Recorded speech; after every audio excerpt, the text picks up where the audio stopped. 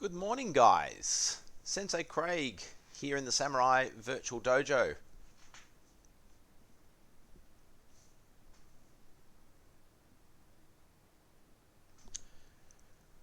A happy Saturday morning to you. Coming to you today from the library, the study, where I hope to do more broadcasts in the future. So this broadcast today is going to be a history of the lineage and a bit of a pilgrimage of how we've arrived at our modern karate techniques. So great to see so many people in the chat. Keep the comments coming. Good morning, Sensei Stephen. Good morning, Clea. Thanks for joining us for our first, LU. Os. Got an os there.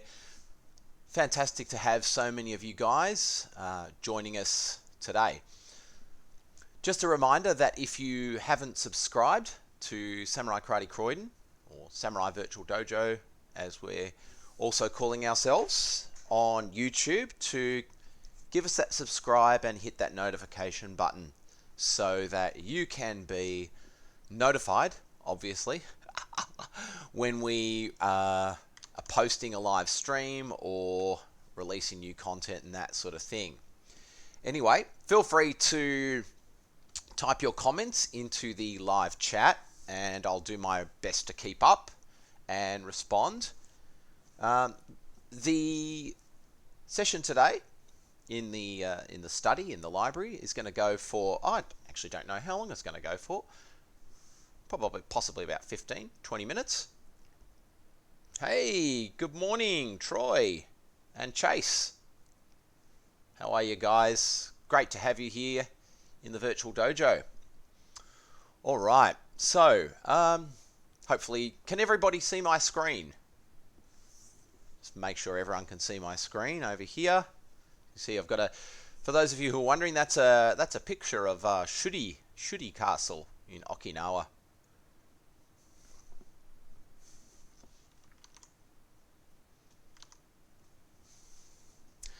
Yeah, so we've got some chat comments on the left there. Streambot is running. All right, let's get into it. Let's have a look.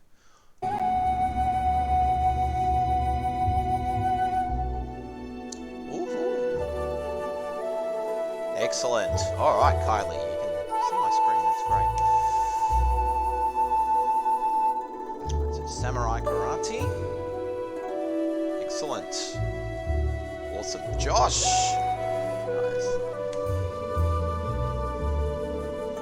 Samurai Karate, a history of your karate do. So as I said, this is a picture of Shuri Castle, and obviously you can see in that picture quite a lot of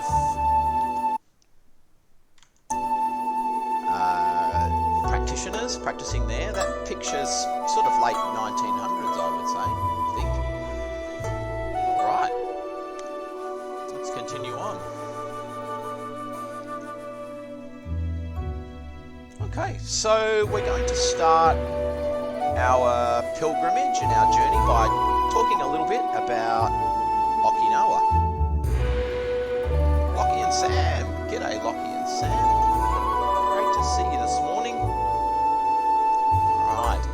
I do think my stream here, guys, is on a bit of a delay, so I apologise for that. I've been playing around with the settings this morning. I haven't done a lot of actual live streams like this before, so if I'm a little bit behind on responding to the live chat, I apologise for that.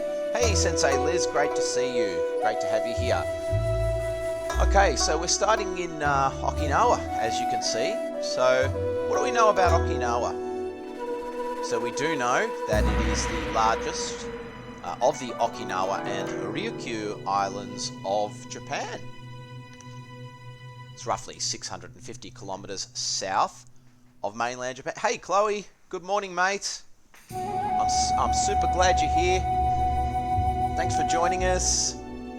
So yeah, Okinawa is roughly 650 kilometers south of mainland Japan. As you can see on the little map here, There's a smaller insert in the map here that actually shows, Okinawa in relation to Japan. The bigger map here, obviously, is the map of Okinawa. All right. Due to its central location in Asia, Okinawa was influenced by various cultures with a long history of trade and cultural exchange. Some of you may know that already. And the countries that did a lot of trade over the centuries, including up until recently, include China, Japan, and a lot of countries from Southeast Asia. So, of course, talking about countries like Taiwan, Thailand, lots of countries in Indonesia, all that sort of thing. And I think it's good to keep in mind, especially for us, that one of the most popular forms of cultural exchange, besides food and all that sort of thing, and festival, was the various martial arts practiced in different countries. So we have to remember that Japan is not, or was not, the ultimate repository of martial arts knowledge. Martial arts were practiced all over the world for thousands of years. And I've talked about that with many of you in the dojo before, that, martial arts as the organised training of soldiers has been something that human beings have done for literally thousands of years. Having a bit of trouble hearing me over the background music. No worries, Lee. That's a good one. Okay, yes, I can fix that up in the stream settings, mate. Thanks, Lee. All right, so I'll just turn the music off for a moment, and I will reduce that audio there. I think that's the desktop audio. All right.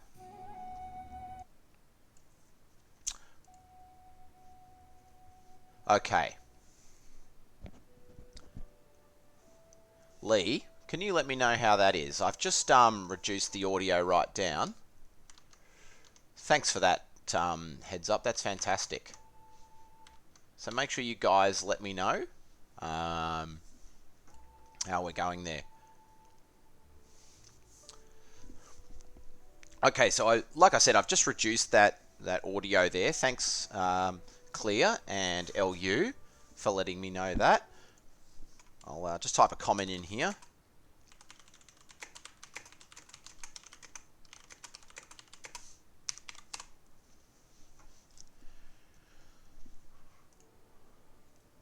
That's better. Oh, thanks, Clear. That's awesome. Sorry, guys. I completely didn't think of that. All right. So by the 18th century, different types of te, or hand, meaning martial art, had developed in the three different... Hey, Casey. Good morning, buddy. Your mic is fine. It's much better. Oh, thanks, mate. Great to see you, buddy. By the 18th century, three different types, different types of te had developed in three different villages: Shuri, Naha, and Tomari. So these were villages. And for those of you that don't know, Shuri was the capital. If we look at our map here, see if you can find Shuri on the map here.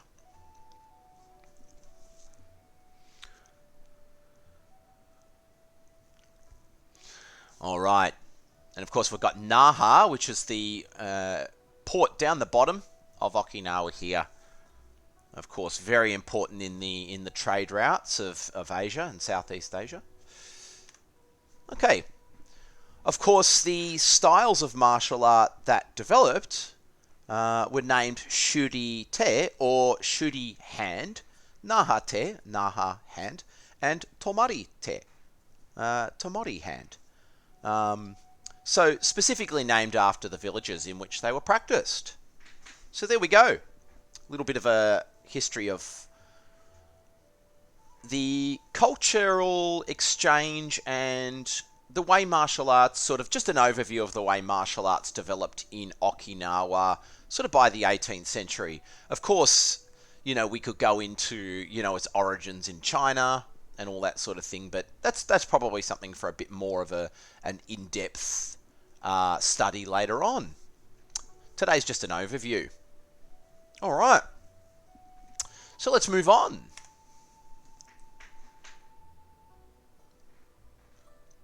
Okay, so as a lot of our black belts and brown belts know, that the main influencer of our modern or current style that we practice is Shuri-te. So we can trace our lineage back to Shuri village and Shuri-te, which, I like to call our grandparent style. So Shuri was the old capital of the Ryukyu kingdom. And as you can see, we've got some pictures on the screen there. I think some of you will will recognize at least the gentleman, down here, Kenwa Mabuni, which will, I'll talk a little bit more about Kenwa Mabuni in a few moments. And over here we've got Uncle Itosu. Now, these two guys are super important in our lineage. Okay. The reason I've popped them up is Shuri-te had many important te masters that influenced the way we practice our technique today, including not only the guys on the screen, but I guess one of the most famous was Matsumura Sokun. And those of you brown belts and black belts that have been training with me recently, we had a bit of a go at learning the Matsumura version of Basai Dai. Alright, of course we've got a Sato Unko, and we still do attempt at the senior level, at the elite level in Samurai, to practice his version of Basai Dai. Of course we've got the, Funakoshi Gichin, the founder of Shotokan Karate and a good friend of Kenwa Mabuni. Then, of course, we've got Mabuni Kenwa and Uncle Itosu and many others. Okay, so these were just some of the very influential Okinawan masters of te, particularly from the Shuri-te style. Now, you'll notice that I haven't mentioned in there names like Miyagi and Higuana, and that's because they were not Shuri-te practitioners. I will mention some of those guys later on because they were influential, or they did influence Sensei Mabuni and Sensei Tani as well. So I will be mentioning them, never fear. Okay, so yeah, Shuri-te was our grandparent style, or is our grandparent style. Moving on. All right. So the next best, I guess the best place to start in terms of, if you're going to pick anywhere to start with a brief history of how we get to 2020, is Uncle Itosu. And in fact, most of the purple belts and above will know that the version of Basai Dai, the kata that we learn at blue purple belt, is, we call it Itosu no Basai. And the reason we call it Itosu no Basai is, well, we believe that it's the version of Basai handed down to us that was practiced by Uncle Itosu. So what do we know about Itosu Sensei? So we know that he's often referred to as the father of modern karate, but I think it's also important to know he didn't invent karate, even modern karate. Okay, but let's learn a little bit more about Uncle Itosu. He was born in Gibo, I hope I'm pronouncing this correctly, Gibo village, Shuri, in 1831, and he died in 1915. So I know we've got, a maths teacher out there in the audience. So, he had a good innings for someone who lived in that time. So 1831 to 1900, that's, 69, 70 years, plus another 15. I mean, he lived about 85, 84 years, which is a really great innings for, someone of that era. And I choose to believe that that's because he was a practitioner of martial arts. Not only was he practicing up until he died, but also he had a great passion for spreading the knowledge and the technique of or karate. Oh, thanks, Clea. 84 years, is it? I knew that was coming. I knew that was coming. I so miss your corrections on my math. Anyway, yeah, I believe that the reason that he, just my thoughts, not only because he was practicing up until he died, but also because he was spreading the word of karate. So that gave him a purpose in life, and because he had a purpose in life, you know, he kept going. All right, next point. His study of karate led him in his early years to the great Sokun Matsumura, with whom he trained for many years. So he actually did start his training with another instructor in Okinawa. However, he ended up training with Matsumura Sensei. Okay. Itosu Sensei introduced karate to Okinawan schools in the early 1900s. Okay. It was during this time that he developed the Pinan kata, as he thought that the older kata forms, which we know as practically all of the other kata that are not Pinans, were too difficult for school children to learn. So, yeah, many of you have heard me talk about that. Itosu wrote a famous article called The 10 Precepts of Karate. Now, I've discussed that with the black belts over the years. That became famous in Okinawa and also Japan. Quality of life, Rob. Yeah, great comment, Rob. Thanks, Rob. That's an excellent comment. Rob just said in the chat that possibly the longevity of what contributed to Uncle Itosu's longevity was his not just his passion for spreading karate, but also the quality of life that karate can bring to it mentally, spiritually, and physically. Thanks, Rob. Okay. Uncle Itosu was an amazing influence on many modern masters, especially Kenwa Mabuni. Oh, there's a typo there. How did that get past me? That's terrible. Mabui. I'll have to fix that up. All right, including Kenwa Mabuni. All right, moving right along.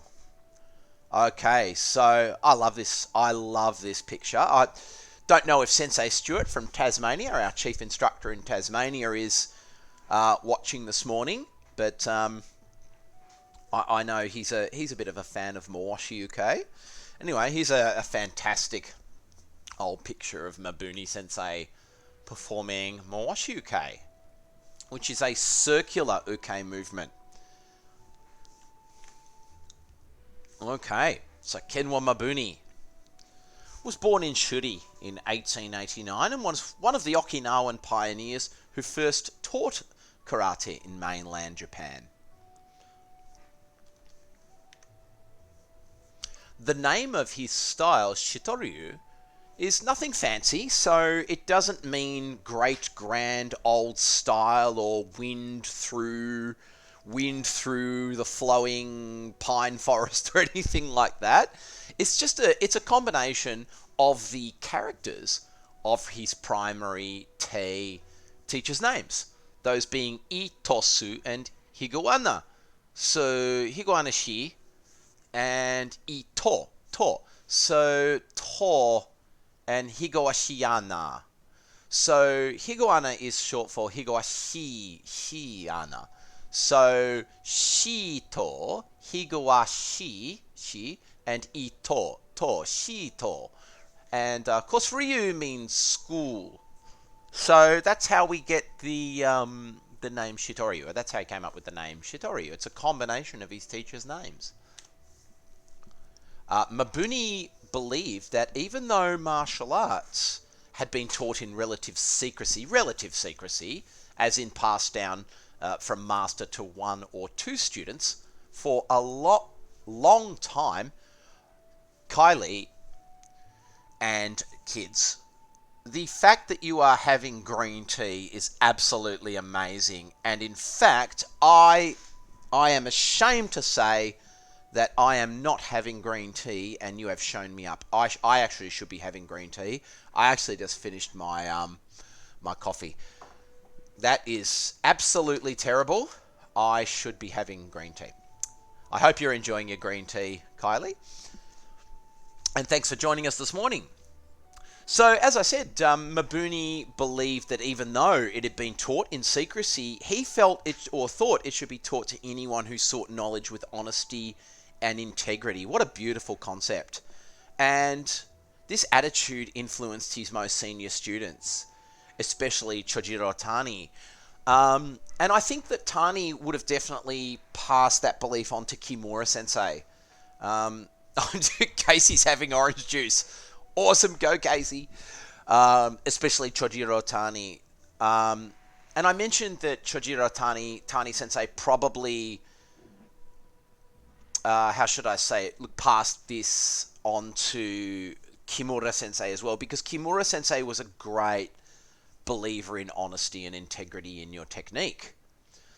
And these guys absolutely wanted to spread the word of karate to the. They believed that, you know, it could be used for the greater good rather than keeping it secret. All right, by 1929, so whoo, you know, we're coming up more to the present day now. So it's about 90 years ago, Mabuni Sensei had moved to Osaka, Japan, and established a dojo there.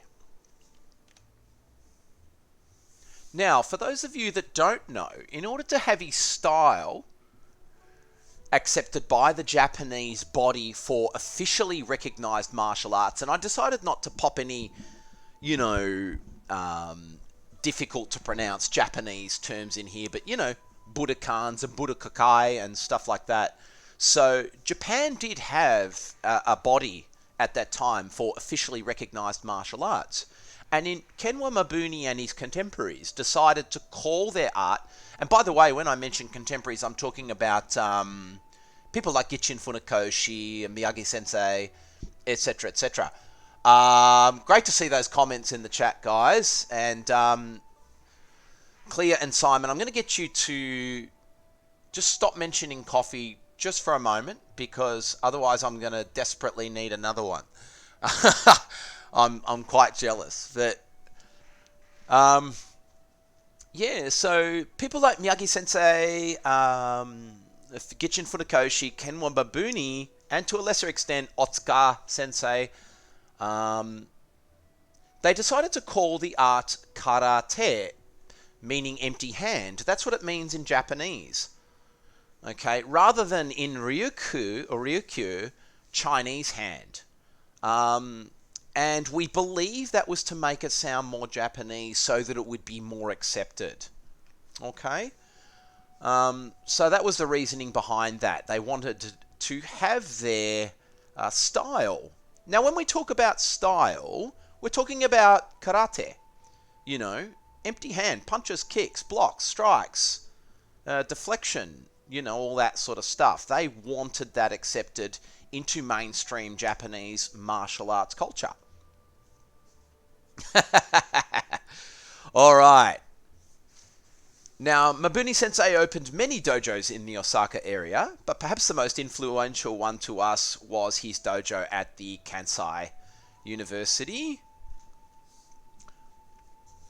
Fantastic. So there's a little bit of an overview about Mabuni Sensei, which we can go more into chatting about Mabuni Sensei at another time. I love this next old photo. There are very few photographs available online that actually picture Mabuni Sensei and Miyagi Sensei together. But this is one that I found some years ago. It's very blurry, but as you can see, there's Mabuni Sensei on the left in that oval, and Miyagi Sensei on the right. Just an absolutely amazing photo.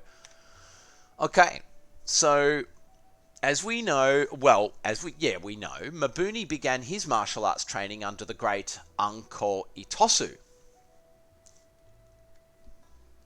Alright, so though Itosu, now we're going to start talking a little bit about Shito-ryu now, which is our parent style.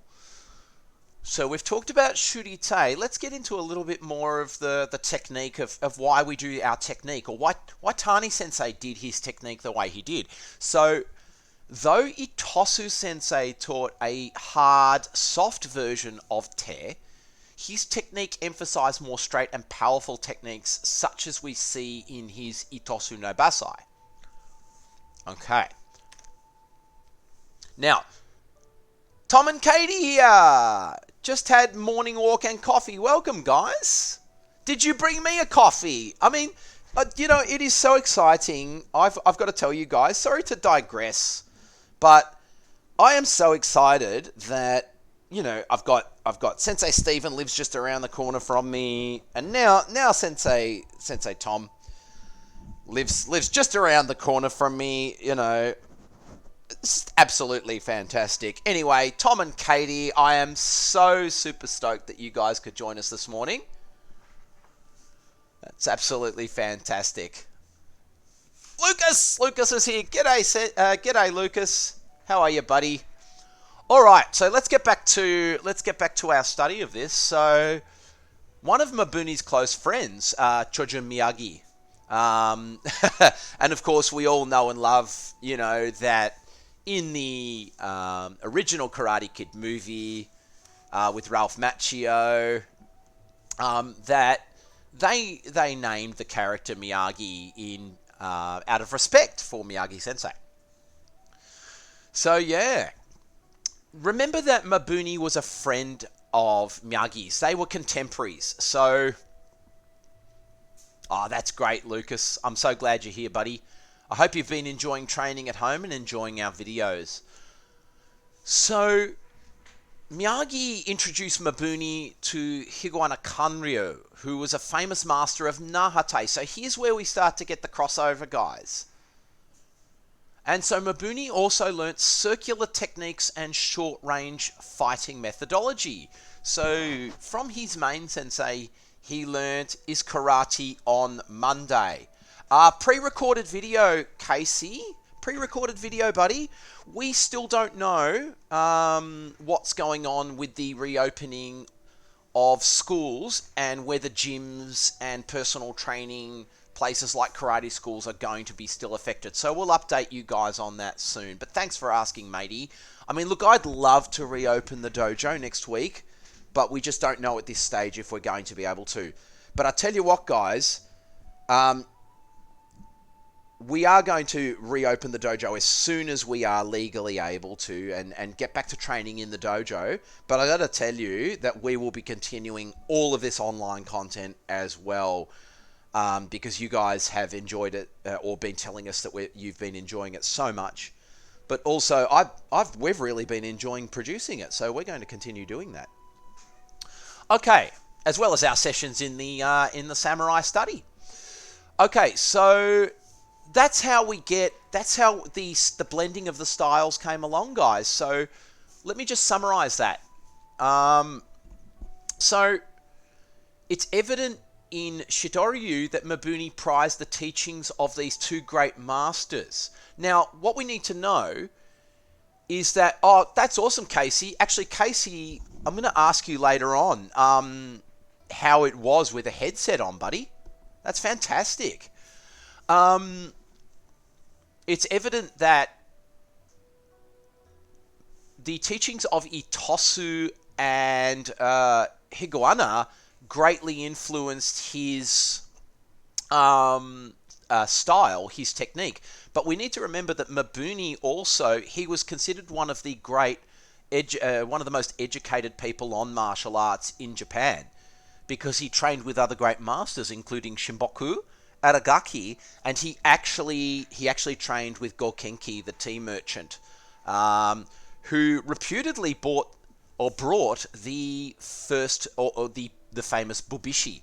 Now, I'm probably going to talk just briefly later about bubishi, and if you guys are really interested in a great history of karate more in depth, get a hold of Patrick McCarthy's updated translation and notes about bubishi. It is absolutely fantastic. Okay, so just in summary, Itosu was all about the... That's great, Lucas. You should. I think I've mentioned that book to you before, buddy. So, Mabuni Sensei practiced straight, powerful, strong, hard techniques that he learnt from Itosu Sensei, but he also practiced the circular techniques that he learnt from Higawana and Naha techniques, and that's how we get that blending. All right, let's move on. What's our next slide? Ah, awesome. Fantastic. We're going to talk about Tani Sensei. All right, so as you can see, Chojiro Tani, the legacy. What an amazing photo that is. So that's obviously that's a young Tani Sensei on the left, and a slightly older Mabuni Sensei on the right there. And that's obviously a photograph from a paper. It says down there, Masters Kenwa Mabuni and Chojiro Tani in front of the gymnasium of Mabuni's headquarters. Wow. that is so cool. All right, so what do we know about Tani Sensei? Tani Sensei was born in 1921 and begun his karate training with Miyagi Chojun, the founder of the Goju-ryu style, and he trained at his dojo in the Doshisha University in Kyoto. There you go, guys. So Tani Sensei was actually a Goju practitioner when he started training. So he had original influence in the circular technique, in the close range methodology of Nahate and Goju-ryu. And that's why, guys, in Samurai Karate today, we practice so many Goju or Nahate kata. When are we getting our karate results? You mean the grading results? Oh, I thought you guys had already received them. Oh, I'm so sorry, guys. They were emailed out, I believe, last week. But if you haven't received them, please shoot us an email and let us know. And straight after the stream, I will get onto that. I am so sorry. I thought that we had sent those out. Thanks for letting me know, guys. Just check your emails. Sometimes our emails do go through to people's spam folders. Not because we spam you, but because we send out a lot of emails quite often. That does happen. So just check that you got it. If you didn't, please let me know and we'll resend it. Okay. So, Chojiro Tani started his training in Goju. Guys, can you also type into the chat? Please don't do this if you're a black belt, because it's a bit easy for you. What Nahate kata is your favorite? If you've learnt any Nahate kata or good Goju kata.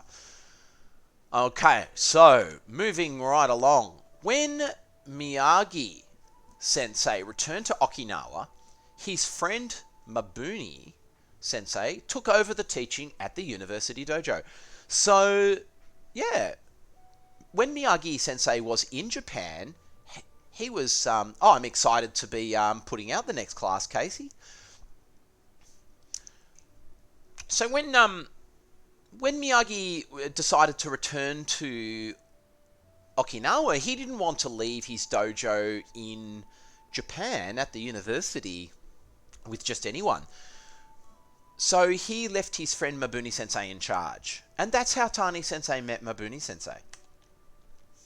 So though Tani was originally schooled in Goju, he began to learn Shuri-te and Shito-ryu from Mabuni Sensei and soon became one of his most senior students.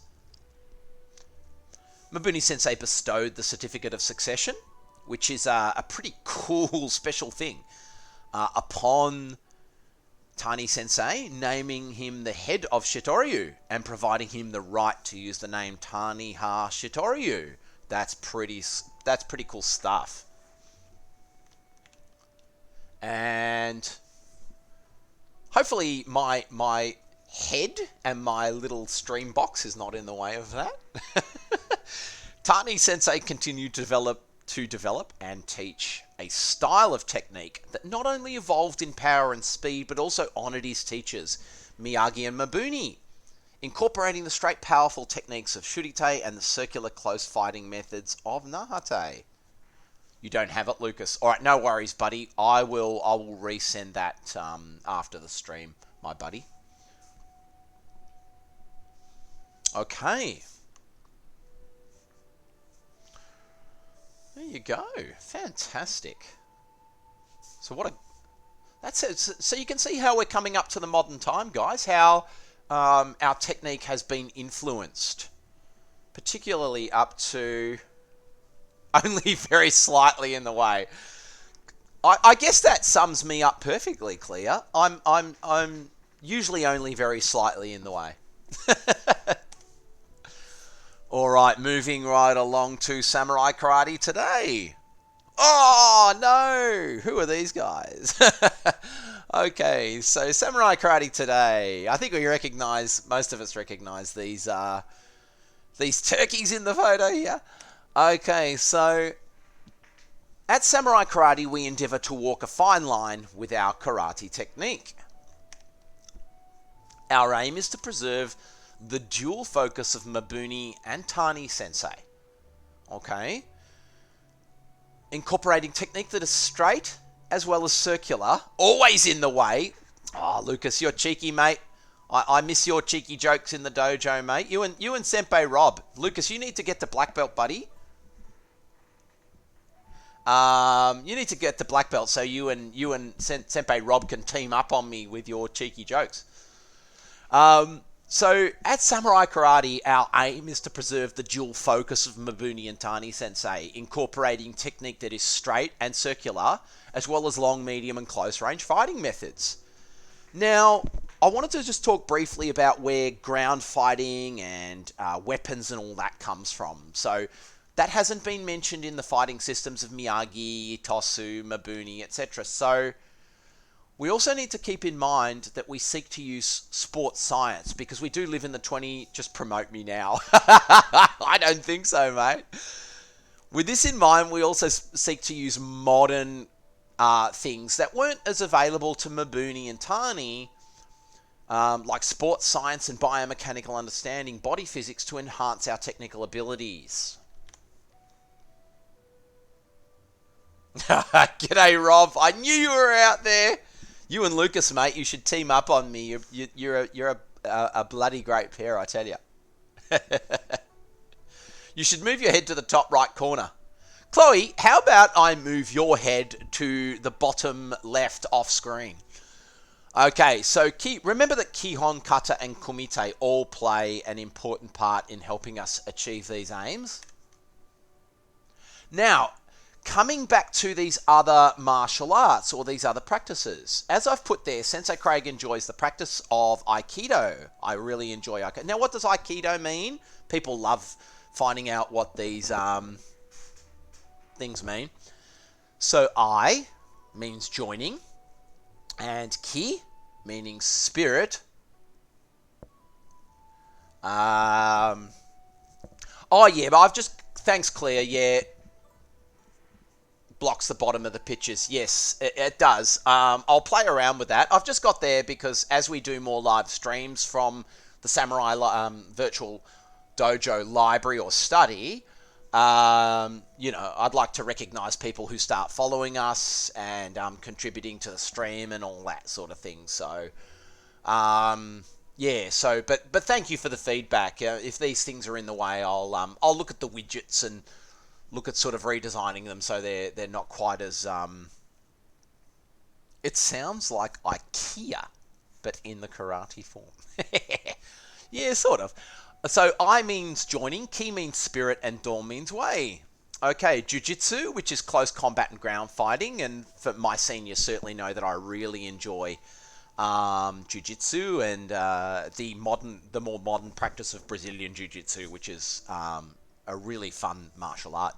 And I also really enjoy kobudo. My favorite kobudo, or the ones that I've looked at quite a bit, are the sword, the short staff that we call the jo, and the bow. Not to be, guys, the bow, not to be confused with the bow, the long staff. Although I have tinkered with the long staff, I'm certainly don't know much about it. I'm talking about the bow, and in fact, yeah, I'll duck off stream, just off screen for a moment. I should have had it handy. I will be right back.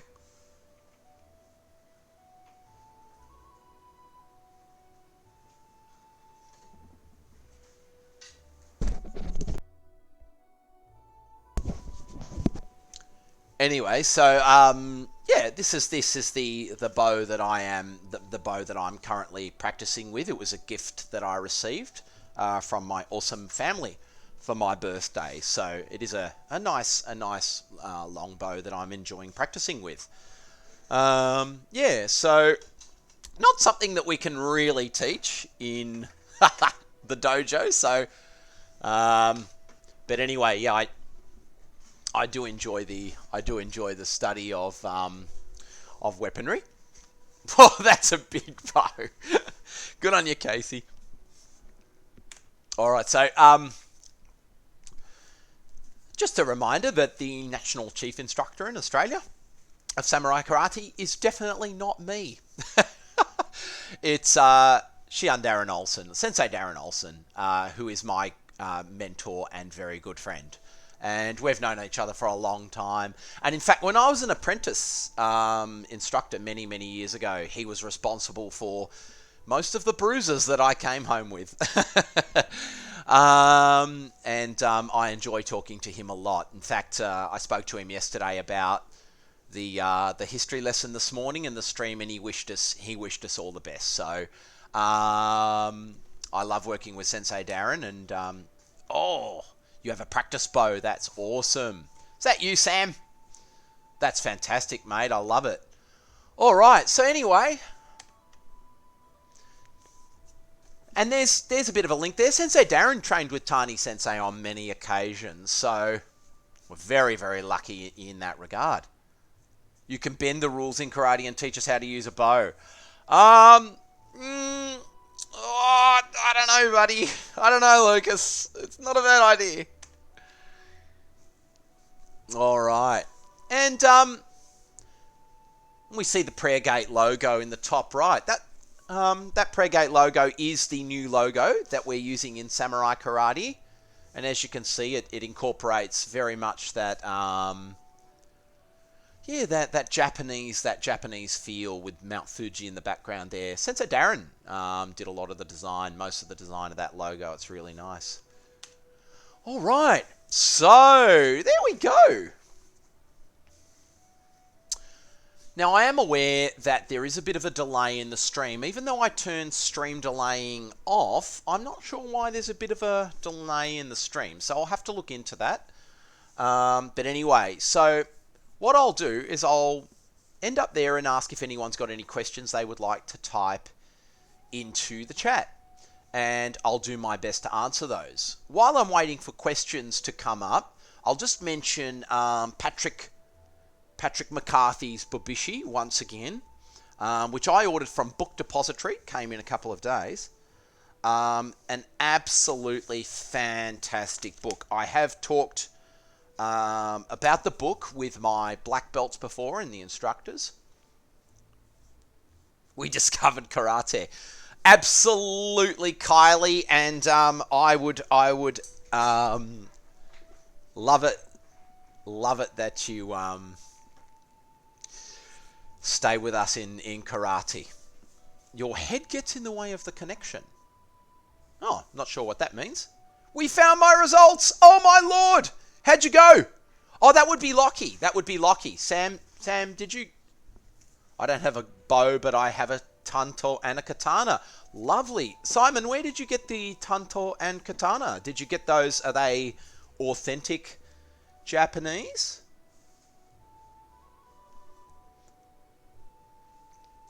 Great to see these comments coming through, guys. Really awesome.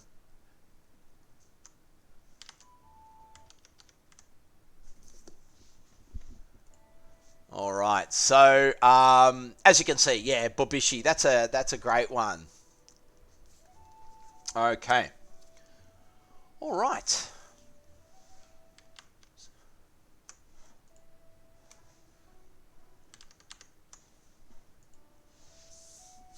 All right. So, well, how many Basai kata are there, Lee? Fantastic question, Lee. All right. So there's Itosu no Basai. Yeah, about 5. So there's Itosu no Basai. There's Azato no Basai. So that's 2. There's Matsumura no Basai, which would be 3. Tomori no Basai, which is 4. And there is actually a Basai short that I have learnt, which is Basai 5.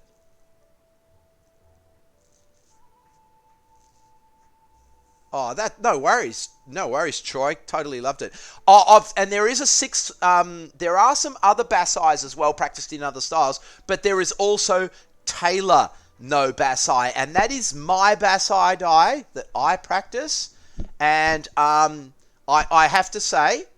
And I am not overselling this at all, guys. It is the most amazing Basai ever, period. And if you believe that, there's a bridge that I would like to sell you in Sydney. It's going really cheap. Anyway, so I suppose we've all, brown belts and black belts will tell you, we've all got our own version of Basai Dai. Or indeed of any kata, you know. Lucas, what's a Basai? Good question, Lucas. So Basai Dai is a kata. It's one of the older kata, developed long before the Pinuns came along. So it's a kata that you'll learn as you get more experience, buddy. Great question. And there's lots of different versions of them. Yeah, thanks, Clea. You know what I'm really loving about this first live stream in the Samurai Virtual Dojo study library is all of our black belts, not just the comments from our novices, but the comments from our black belts, answering questions. This is what makes Samurai such an amazing family. All right. So I thought I would just pop a little picture in there. So I didn't talk too much today about other styles of karate. Ooh, I'll take it. I didn't talk too much about other styles of karate today, but just so you guys know, I talked about Goju, and as you can see, there's Miyagi Sensei, the founder of Goju. There's Mabuni Kemwa, the founder of Shito-ryu. See, they died around the same time, born and died around the same time, so we're a similar age and great friends. There's Gichin Funakoshi, you know. Now, interesting to note that even though his karate sort of evolved a little later on, Shotokan style evolved a little later on than these two guys, he was older than them. And made it to a ripe old age as well, which was great. He nearly made it to a century. And then you've got Otsuka Sensei over here, who was just a little younger than these guys, and the founder of Wado-ryu, the fourth of the 4 main karate styles in Japan. Okay, now, who have we got in terms of the major influences of them? So we've got, you know, Higashiyama Kanryo over here, and Itosu over here. And then before that, we've got the great Matsumura Sokun. And then we didn't go back this far today, guys, but then you got Sakugawa, who we'll talk about in a future... I want that bridge. Vivaldi! Oh, no, Clea, let's not reopen the book. Let's keep it closed for now. All right, so, yeah, there you go, guys. There's a bit of an overview of the background. So, in summary, the technique that we practice is a mixture of, if you go right back, the in-close fighting systems of Nahate, of Higashiyama Kanryu, and the straight, more longer distance technique of Itosu Sensei, which then was practiced by Miyagi Chojun, Mabuni Kenwa, and then Chojiro Tani, and then passed down to us. And the reason that I do sessions, not many, sessions with you guys on jiu-jitsu and weaponry and aikido and stuff like that is because I really love that, and I think a martial artist should have more than one arrow in their quiver. So I want you guys to learn a little bit of these other systems as well. And as my black belts will tell you, when we get to black belt, even though we're working on the technique of Tani Sensei, Mabuni and Miyagi, 60-70% of the time, 30 to 40% of the time, we are working on Aikido principles and Judo and Jiu-Jitsu, Brazilian Jiu-Jitsu and Kobudo. All right, so I'll finish up there and basically say to you guys, thank you so much for joining me in the Samurai Virtual Dojo Library study today. Just a heads up that next week we will be bringing lots more content to you. So please stay tuned for pre-recorded novice and advanced sessions next week. Also stay tuned for live streams next week. We'll have that mic problem sorted out that we had in the advanced stream last Thursday. Anyway, for those of you wondering, we did discover what the problem is. Well, I discovered. It was the mic line in was coming in on a what we call mono channels. It wasn't in stereo, so my apologies for that, guys. We will get that fixed up. So yeah, please hit the subscribe. Please subscribe to Samurai Karate Croydon if you have not already. That would be fantastic. And hit that notification bell so you get those notifications. Just a quick update. We've pretty much gutted, as some of you might have seen on Instagram and Facebook, we've pretty much gutted Dojo 2. Rob's got a question. Kimura was a student of Tani. Where does he fit into Samurai? Great question, Rob. So I didn't talk much about Kimura Sensei today. That's maybe going to be a good one for a future video. But just a quick one. So Kimura was a student of Tani. He spent quite a lot of time in Africa, South Africa and Europe, and influenced a lot of modern karate instructors there before moving to America. So before moving to America, which is where he had the majority of his influence and still got a very strong organization today. Sadly, Kimura Sensei died in 1995. He was a brilliant technician, and his legacy combinations are something, as you guys know, that we practice to this day. He was an amazing technician. He wasn't Tani Sensei's most senior student. That honor goes to Kawata Sensei. But he was a brilliant technician. And we'll talk about, I think, some of these guys that I've trained with. You know, I want to do a future video on, people like Yamada Sensei. I was very fortunate to train quite a few times with the late and great Yamada Sensei. I've also done a lot of training with Kawata Sensei, who was Tani Sensei's most senior student. So I've been very blessed to train with some great Japanese karate instructors, as a Sensei Darren. So we might talk about that in a future video. All right, so don't forget to like this video, guys, and subscribe, and also share the videos that we post with friends and people who are interested. And if you know someone who wants to practice martial arts, recommend Samurai Karate. If they can't get near a dojo, recommend the Samurai Virtual Dojo. Thanks so much for joining us today, guys. I'm going to end the stream there. And, see you guys next time. Hopefully in the Samurai Karate Dojo. If not, in the Samurai Virtual Dojo for sure.